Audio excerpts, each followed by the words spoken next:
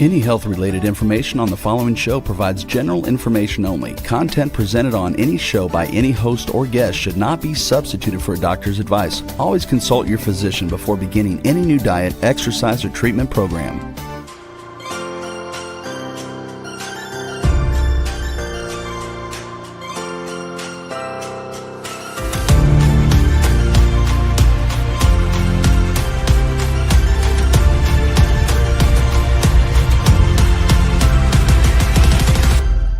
Everybody, welcome back to the Namaste Wellness Show, where we talk about all things holistic health for the mind, body, and spirit, for people and pets, with a touch of cultural soul. I'm Laura, your host. Thank you for joining me today.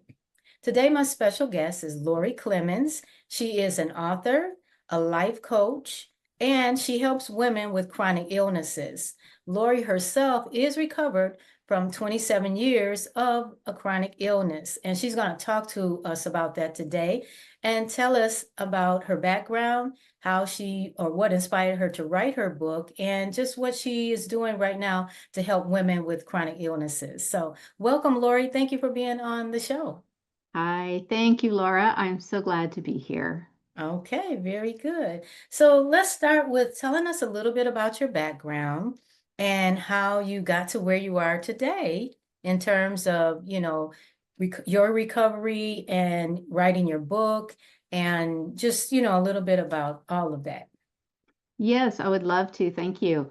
I started out one day getting what I thought was the flu, and it just never got better. In fact, it continued to get worse. And it led to me being actually bedbound for about a year and a half. I went to so many doctors and so many of the testing, and all they could come up with was, well, it's chronic fatigue syndrome. We don't know what that is, but we know that you have fatigue. And so over the next few years, I started, being able to get out a little bit here and there. But it was 27 years before I finally started to get some real answers. In the meantime, I had been diagnosed with chronic pain, chronic migraines, lupus, mold illness. We actually had to leave our house and everything in it to get away from the mold. And Lyme disease and a bunch of those kind of infections that go along with Lyme disease. So I had a lot of these different diagnoses. The last several years, I was homebound and couldn't get out of the house because I was reacting to if someone nearby me was wearing deodorant or had shampooed their hair, I was reacting to the chemicals. I had very few foods that I could eat because I was so reactive to different foods. And so I remember one day my youngest had just graduated from high school. And I remember thinking, I've been pushing for so many years.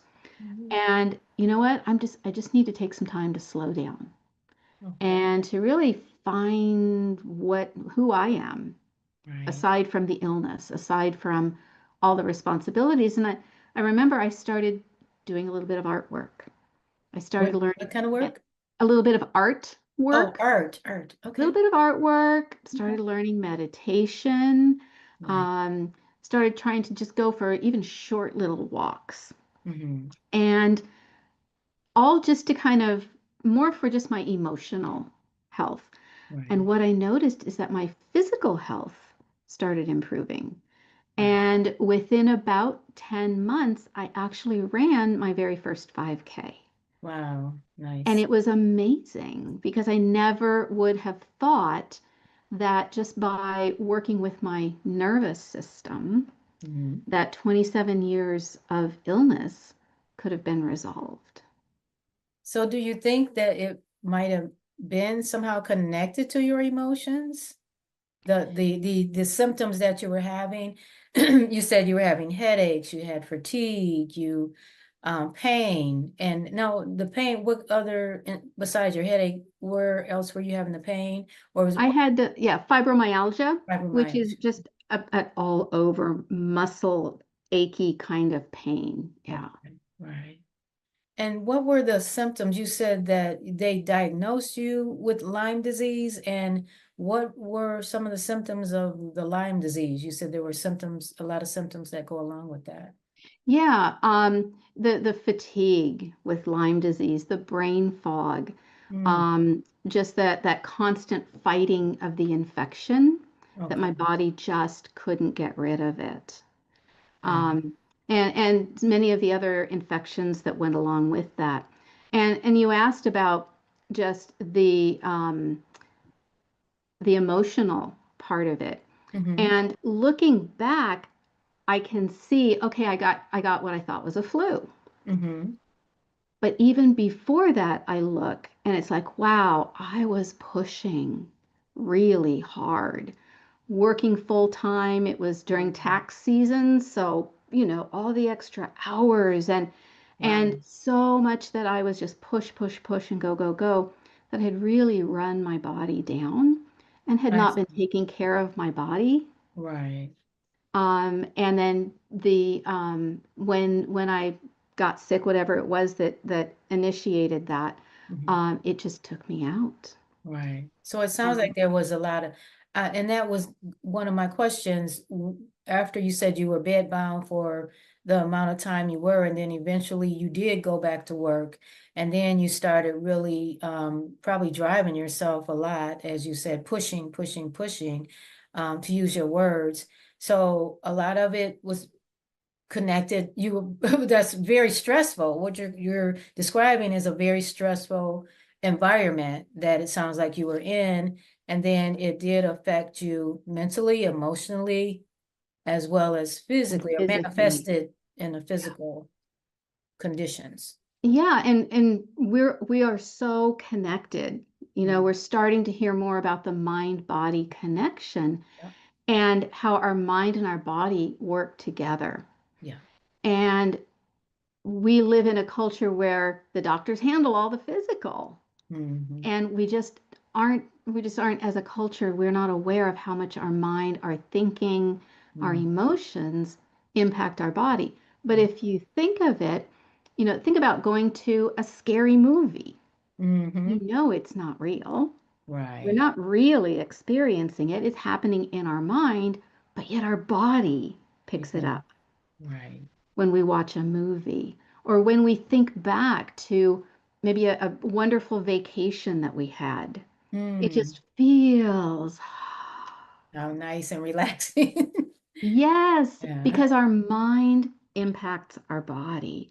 And quite absolutely. often when we get illness, whether it's an injury, whether it's an infection or whatever type of physical illness we might have, our thoughts can get going of, oh, Right. this sucks.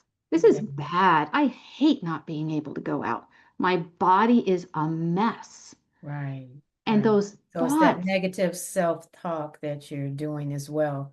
Doesn't yes, help it. It kind of makes it even it increases it. It doesn't decrease.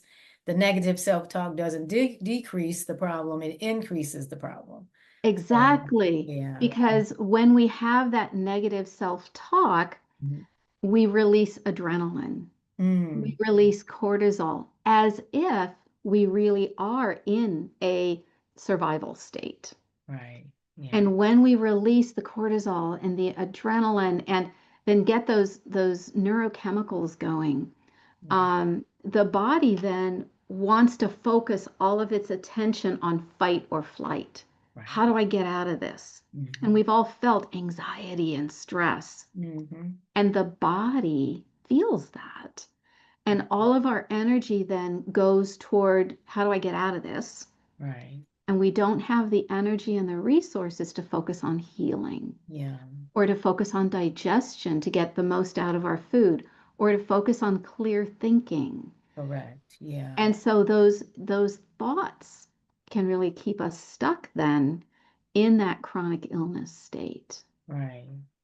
So now, at what was your turning point? You said you just little by little decided to, take some walks, do some meditation.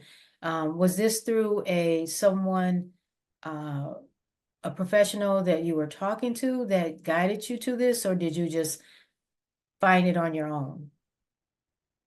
Once I started looking, I Mhm. actually found several teachers and people who were teaching. One of my favorite was Brene Brown, Okay. and she talks about vulnerability Mhm. and the how vulnerability and connection are so healing. Okay. And so I started learning more about that, finding safety. A lot of the work by Bessel van der Kolk and different people about, the body keeps the score, finding safety, calming the nervous system to support the body. Okay. Yeah, someone was talking, I recently heard something, well, I say within the last 6 months on the body keeps score. I think that might have been on one of the list of books that we have a book club. I'm not necessarily in it, but our Yoga Association of Greater Detroit has a book club, and I think they read that book. I'm gonna have to look into that. Because I said I really like that the body keeps the score, so Yeah. that makes sense. So, Yeah. And it's really true because when our body doesn't feel safe, mhm, we trigger our nervous system. And so then our nervous system can get locked into that fight or flight response mhm, where we're stuck in stress. mhm. And it's not a judgment, it's not a moral failing. It's the way we're designed. It's It's a the way how the the way that brain our is wired. exactly. Okay, yeah. And so then just being able to, we're not taught in our culture how to be able to relax. We're generally we have a culture of do more, go faster, Mm-hmm. produce more. Right, And so we really need to be intentional right, about setting aside time to just breathe, right, time to slow down, and to let our nervous system relax. right. So then our body is able to have time to heal and to Sure kind of does. reset and to rest. Mm, But yet we can be going so much that right. we don't give it that. Nice. That's awesome. So tell us how did all of that translate into your work that you do now as a life coach? And do you work primarily with women with chronic illnesses, correct? I work both with men and women. Okay. Definitely with chronic illness, chronic pain. Uh-huh. Um, some of these, the kind of mysterious symptoms that, well, you've got the symptoms, but we don't exactly know why or Mhm. where it's Right. coming from. A lot of times, those really can be from a nervous system that's been triggered. And the Okay. nervous system gets into this feeling of the world is not safe, the world is not safe, Right. and gets stuck there. Mm. And so we can have all kinds of odd symptoms Mm-hmm. that can't always get a test result for. Right. Right. And so yeah, it's just amazing then when you start bringing down that limbic system, helping it to see instead of the world is a scary place, Mm-hmm. being able to help that limbic system to calm down Mm-hmm. and understand, no, the world is an amazing place and Mm-hmm. I'm strong and resilient and can learn to handle whatever comes my way. Right. So for our viewers that may not be familiar with the limbic system, you want to tell us a little bit about what the limbic system is? Yes. So the limbic system is that part of our brain that's constantly looking out for our safety. And so when think about if you're driving along and all of a sudden somebody runs a red light and runs right across in front of you, your limbic system works incredibly fast. You don't even Mm. have to think about it. It works fast to hit those brakes and stop the car Wow. Right. because it's trying to keep you safe. Right. And so that limbic system, it's not an intentional thing, but it's a subconscious response. So we don't consciously control it. Okay. And so we can't just go in and say, oh, I'm just going to think positive and everything's going to be okay. It Mm. doesn't work that way because that's an intellectual type of thing. Right. So we need to be able to help teach that subconscious limbic system that, oh, no, no, the world is safe. And how would you teach the subconscious through things like taking a walk, meditation, yoga, and Yeah, things like that? Okay. exactly. Those subconscious things, Mhm. that the limbic system really responds to emotion. Okay. And so quite often, we've had a lot going on in the world the last 5 or so years. Right. And so we can have a tendency to scroll the news, to be Mm. scrolling the news videos, or, Yeah. it's everywhere. Right. Um, and or having difficult conversations with people, Yeah. or difficult days at work. Mm. Um, we can have so much going on around us that can be triggering. True. When we can consciously make choices Right. to, I'm not going to be triggering my system anymore. In fact, I'm going to be helping my limbic system to feel safe. So instead of watching the news tonight, Mm. I'm going to go watch a silly comedy. Instead of having that argument with someone, Hmm. we're gonna play a game instead. Okay. I like it. Instead of watching that scary movie, Hmm. I'm going to do something else. And Right. so, really creating a positive emotional environment Right. is a really big step towards starting that process. And then the next step is really befriending our body. You know, I don't know about you, but I remember conversations with my body of just being angry Mm. because it wasn't healing. It wasn't doing what I wanted it to do. It was keeping me stuck in bed. Just Oh, very angry with my body because it wasn't healing. wow. And, it's very easy. And even again, in our culture as women, Mm. we can be very critical of our body. True that. Yeah. Hmm. And when we do that, we're setting off that fight or flight response Hmm. in the same way as if someone from the outside was being critical of us. Hmm. If someone were to tell me, "Oh, your body is just a mess," Yeah. that would hurt. Yeah. But the Well, they same say, I way, mean, we are our best friends and our worst critics, right? So, yeah. yeah. Yeah, so when we can start loving our body, Mhm. caring for our body, not because, oh, yeah, I ate that ice cream. I gotta go. Can't eat today because I ate that ice cream last night. Right. When we punish our body, Yeah. we're not setting ourselves up for success. But when we can lovingly care for and support our body, Hmm. I'm going to do movement because it feels good. I'm going to do eat right because my body needs the nutrition and I want to help it to heal. Right. When we can have that towards our body, then again, we're helping that limbic system to relax and helping that mind body system to work together. So it's like you're retraining your you're retraining your nervous system, and you're creating new habits, because the experts tell us we can't change old habits, so we have to create new habits. So that sounds like this was your approach or is your approach. And now is this these all of these principles or ideas that you're talking about, is this all in your book? And can you tell us a little bit about your book? And Yeah. obviously you were inspired through your own journey to write the book. So, Yes, it is. It's all in there.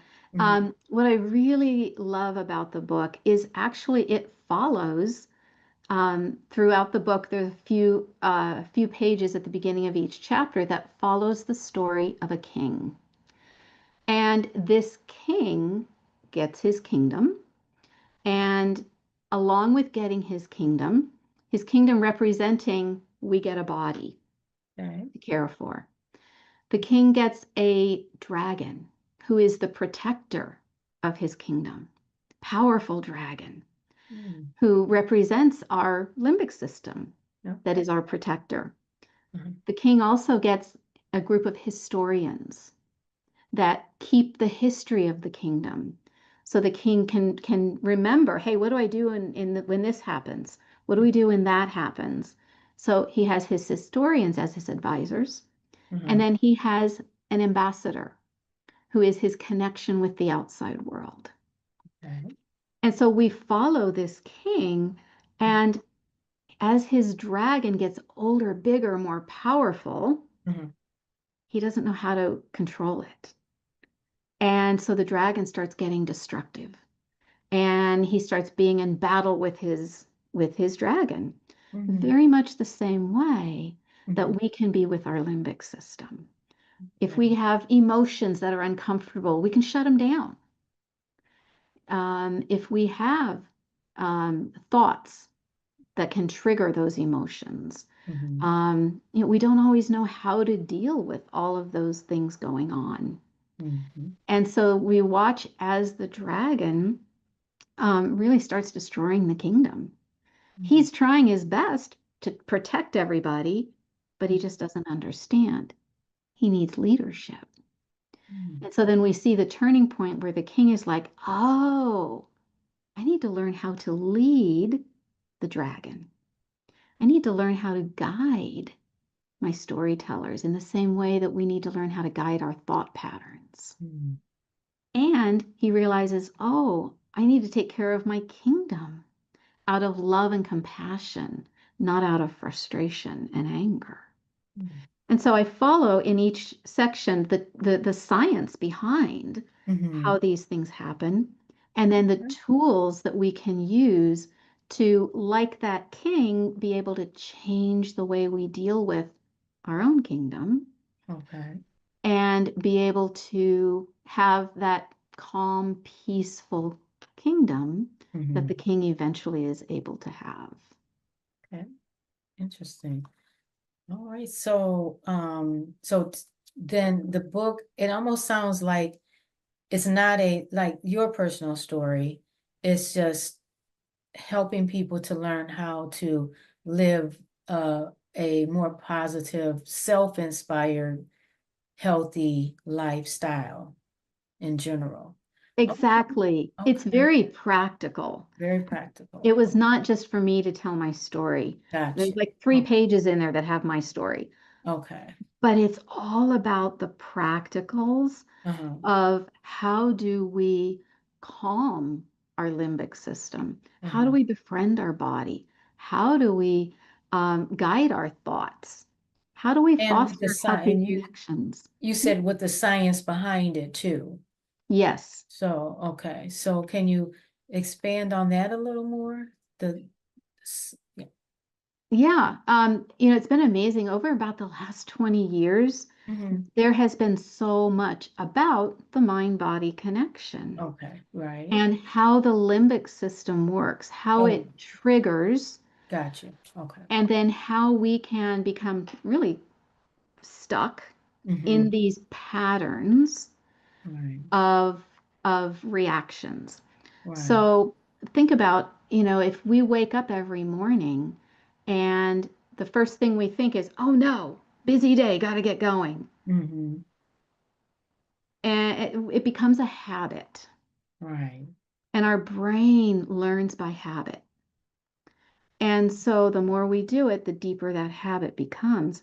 The same thing happens when we have a chronic illness. We come to expect the symptoms. And so we can stay stuck in that habit of symptoms. And so when we can really rewire that old pattern, create a new pattern, then it allows the body to let go of some or all of those symptoms, whether it's pain, whether it's a food reaction.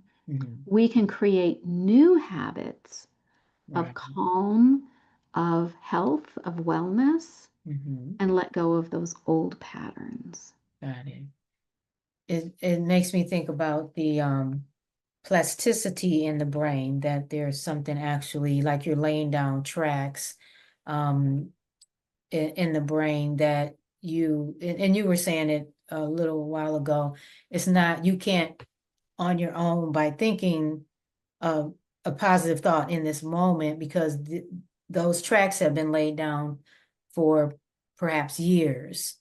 I'm saying tracks, but you understand what I'm saying, where because there is actual plasticity in the brain and it creates a track.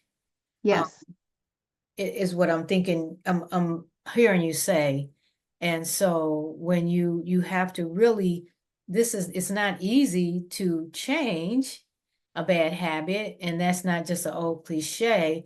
There is science behind it that shows that if you saw that on a screen or x-ray, you would see that our thoughts are actually laying down our things. There's a term called thoughts are things, and they really are, is what Mhm. I think I'm hearing you say. Exactly. What Okay. you're talking about is called self-directed neuroplasticity. Okay. Oh, And so we can actually impact the way we wire our brain through our behaviors, our emotions, and our thoughts. so what about the person that feels like, some people say, well, I don't feel like I'm thinking my thoughts. It feels like my thoughts are thinking me. Yeah. Yeah. And we can get into those patterns, those routines of thinking those same thoughts over and over and over again. Right. I know, for me, thoughts like, I'll never get well. Uh-huh. I'm stuck like this. Right. Um, just being so critical of myself. I'm just never good enough. Mm-hmm. I need to work harder at this. Those thoughts that just ruminate going over and over again. And so often when we can catch those thoughts, Mm-hmm. even I just suggest when people catch them, write them down Mm-hmm. and then cross them out. And I mean, really cross them out with a flare. Take a black magic marker and cross through them. A And then small write the thought that you want to want to be have. Okay. focusing on. And then keep coming back to that. Mm-hmm. And that is the beginning of creating the new path. Right. You're starting to go down the old path and you're saying, oh, no, no, no, no, I want to change that. Right. I want to go down this new path now. And so the more often you change that path, Mm-hmm. the stronger the new path is going to get and the easier it will become. Eventually, the old path will pretty much fade away Mm-hmm. out of disuse and it can be gone. As long as you try to continue focusing on the positive, you know. Yeah. Yeah. Years ago, one of the first books I started reading was Norman Vincent Peale, The Power of Positive Thinking. Uh-huh.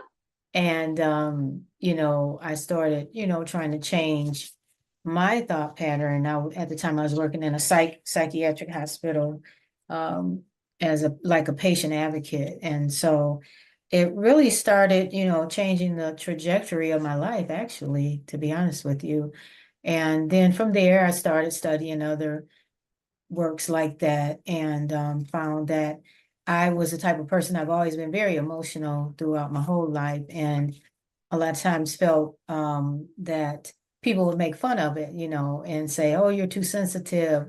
But it helped me to learn, though, that I started seeing my sensitivity as a power, and Mhm. instead of as a weakness, and I really embrace my emotions now. And that I know, and I was just telling my husband here recently, I said, I've never really had serious medical conditions, any type of serious medical condition, but I always felt like if I was emotionally okay, that I never had to worry about my physical health. And don't get me wrong, I mean, it's not that I have had perfect health or never had any health problems at all. But for the most part, I feel that I've been a pretty healthy person. But I always felt like in my own mind that it was somehow connected to my emotions. So if I'm feeling really down, I was like, oh, I don't want to feel this way because I feel like, it will start manifesting into some type of physical condition. So that it has really helped me a lot. And I'm seeing more and more people respecting and valuing their emotions, whether they're negative, as you say, acknowledge if you have a negative emotion, write it down, cross it out, and then write down. I love what you said was that cross out that negative. Don't try to push it down, write it down, cross it out, and then write how you want to feel. And I think that's such a powerful tool to use, and it's very practical. And I think people think that those types of things are just too simple. Oh, it's got to be more serious than that, or it's got to go deeper than that. But really, it doesn't. Can you imagine practicing that on a daily basis? How much better you would feel if you practice that for 30 days? You can almost guarantee somebody that it's going to change their life in some way. Yeah. Yeah. And I love what you're saying, being able to acknowledge Mhm. those thoughts and acknowledge the emotions. I think what happens sometimes is that we get a strong emotion or we get a difficult thought. Mhm. And instead of sitting with it, we can, ooh, that doesn't feel good, Mhm. push it away. When we do that, we trigger that limbic system, that fight or flight response Mhm. into fear.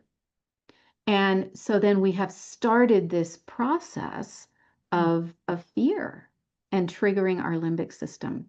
And so again, the adrenaline, the cortisol, and just the imbalance that then comes from that. So I love the way that you say that, being able to acknowledge and, oh, okay, I see that. I see that thought.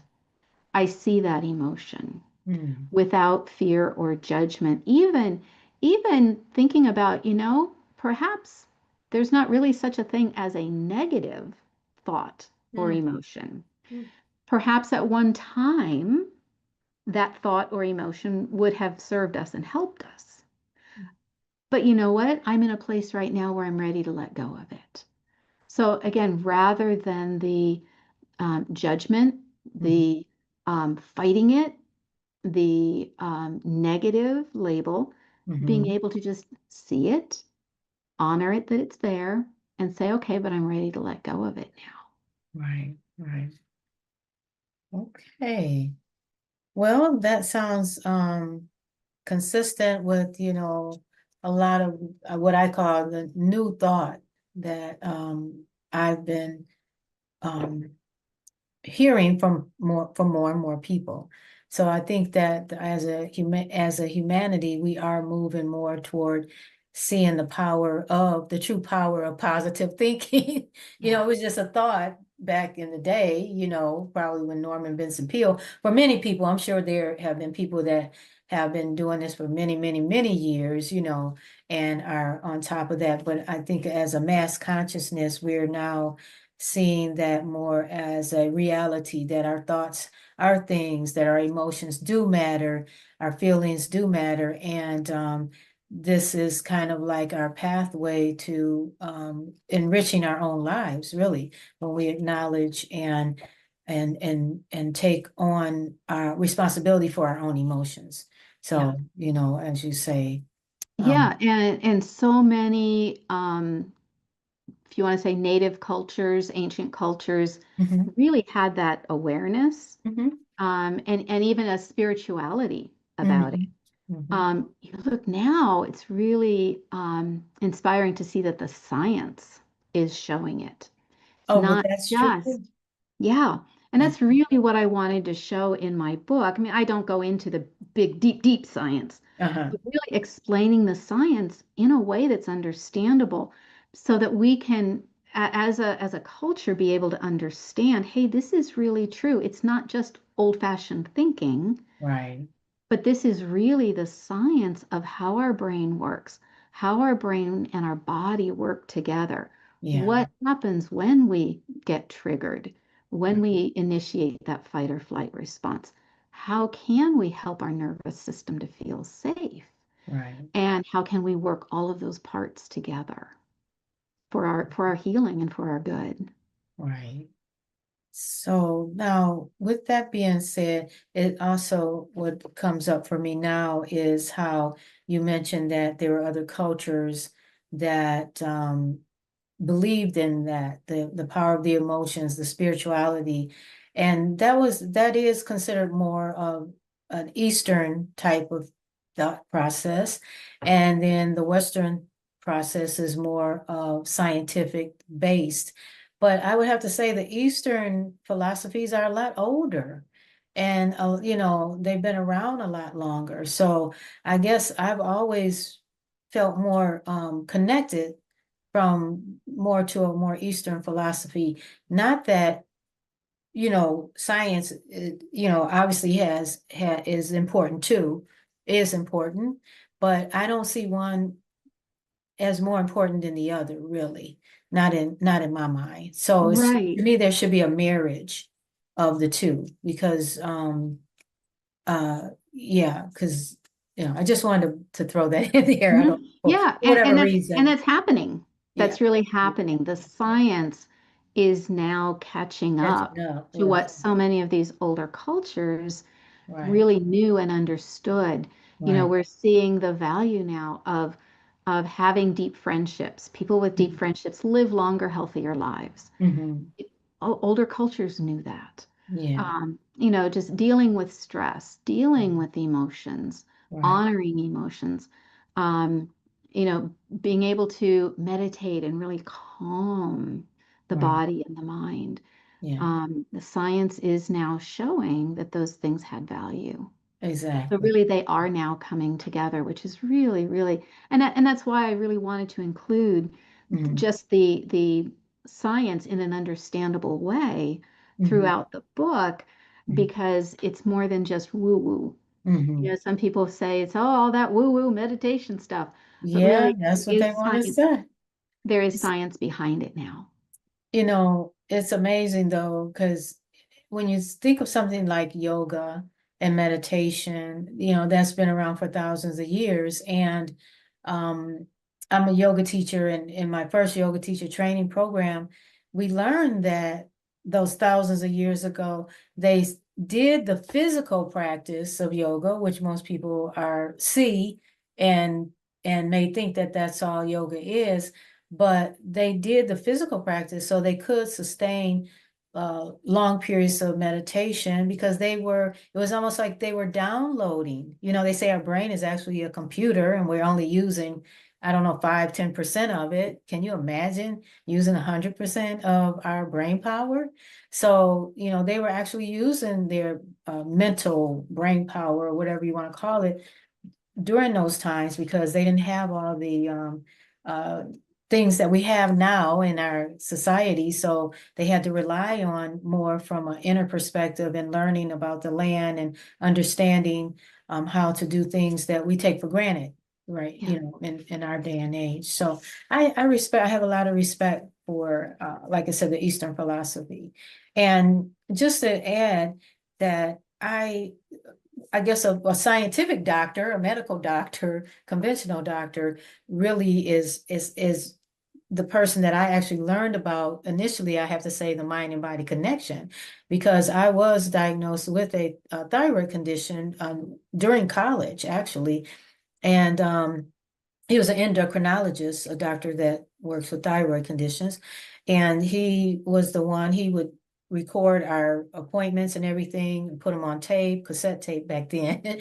And so that's when I really got interested in doing yoga and Tai Chi and Ayurveda and learning about the Eastern philosophies and how to calm the mind and work with the body more to so that I could approach life from a more positive perspective.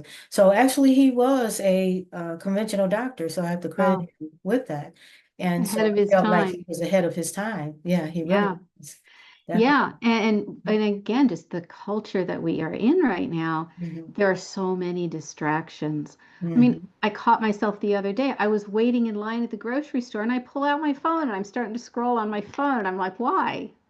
But it's such a habit, that distraction. So Mm-hmm. things like yoga and Mm-hmm. meditation, Tai Chi, Right. where we slow down and can really be present. But even things like I remember during COVID, I started learning to crochet. And it Oh. was amazing because there's the sensory, Uh-huh. but yet my mind is focused on following the instructions. I was very present, and 15, 20 minutes of crocheting was just so calming Right. because I wasn't having those thoughts running around in my head because I Right. was focused on the instructions. I wasn't, focused on, oh, all the things I have to do and Mm-hmm. or on the emotional ups and downs, or it was this we have yoga is great. We have a lot of other Mm-hmm. ways that we can really slow things down and be Mm-hmm. present. I'm Well, starting just to love like the to day, walk. remember, I was telling you today I had time, I spent time with a dove and Yes. I and I thought, wow, it was really a peaceful time just spending time trying to capture a dove, but just spending time with the dove was very therapeutic for me. So that just popped Yeah. in my head because it Hmm. reminded me of that.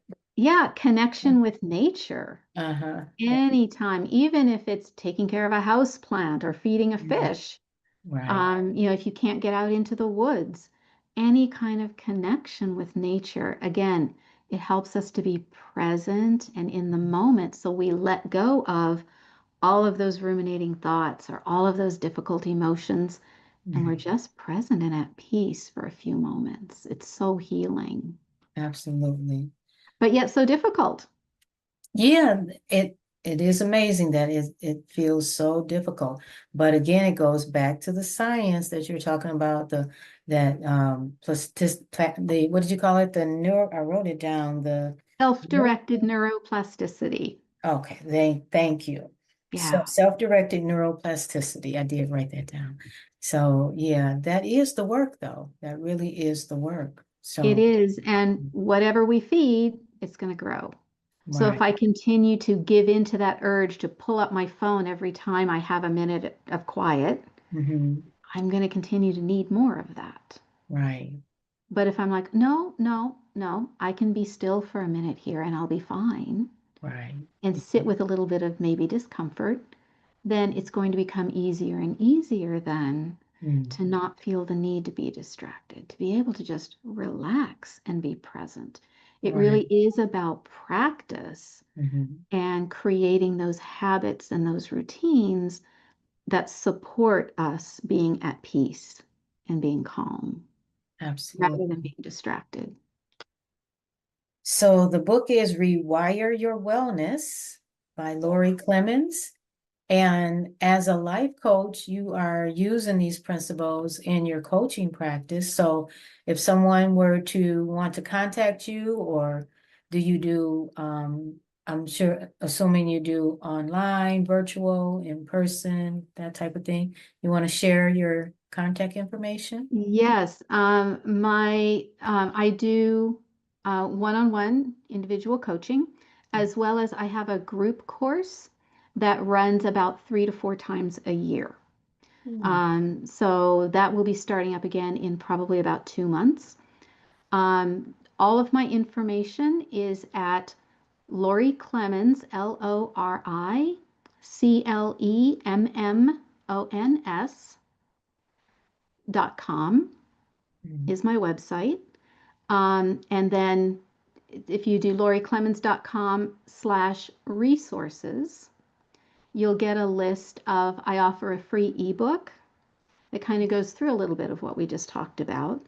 Has a link to my book, and it has a link to my YouTube channel. So I have a really nice library on YouTube Mm. that you can get tools, encouragement, some beginning meditations if that's what you're looking for, but really just whatever you need to be able to start your journey in self-directed neuroplasticity with chronic illness.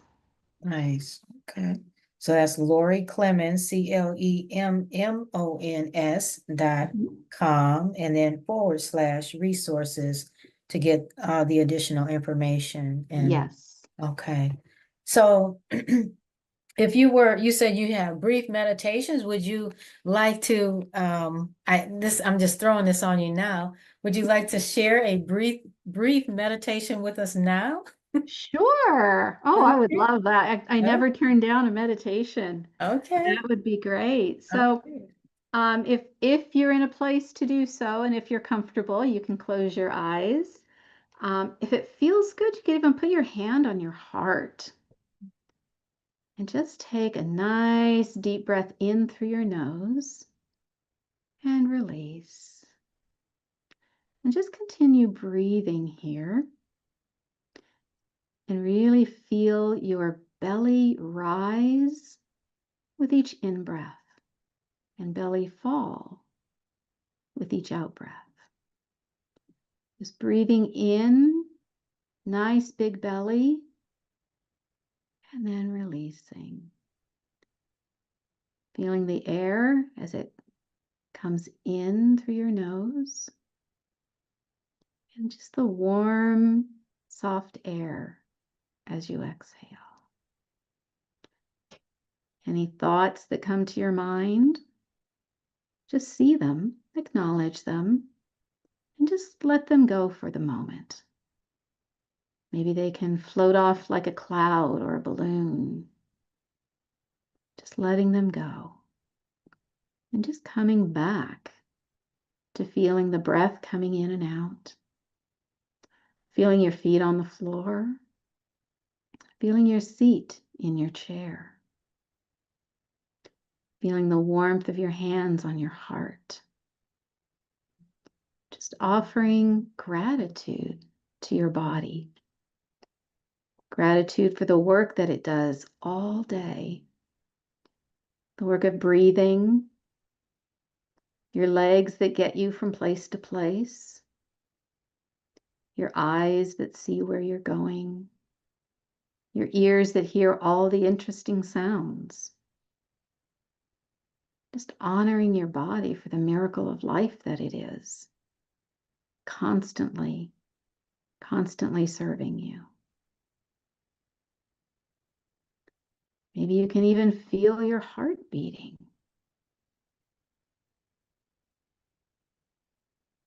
Just continuing nice soft breaths. Take a few more breaths. Again, just feeling the belly rise. And when you're ready, you can open your eyes.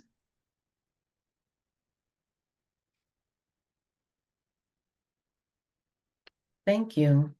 I really You're enjoyed that. welcome. All right. And I hope my audience enjoyed it as well. Well, I really appreciate you being on my podcast today, Lori. And I'm going to look forward to reading your book and hopefully staying in contact. And maybe you'll be on again sometime whenever you want to share any new and different information or anything new. Let me just ask real quick. Do you have anything new coming up soon or later? Right now I'm working on updating my course that will be Okay. coming back out again in another couple of months. And so that will be fully updated and really Okay. looking forward to that. I'm also hoping to get my book on audiobook soon. So I know for some people, um, listening is a much better option than reading. So that Okay. hopefully will be coming soon as well. Okay, very good. Well, thank you so much again for being with me today. And again, for my listeners, the website is Lori Clemmons, CLEMMONS.com. And for her resources, you can add a / resources. So again, thank you for being here and thank you all for listening. Please tune in every Wednesday at 11 a.m. on W4HC.com. And until next time, stay safe, stay well. Namaste.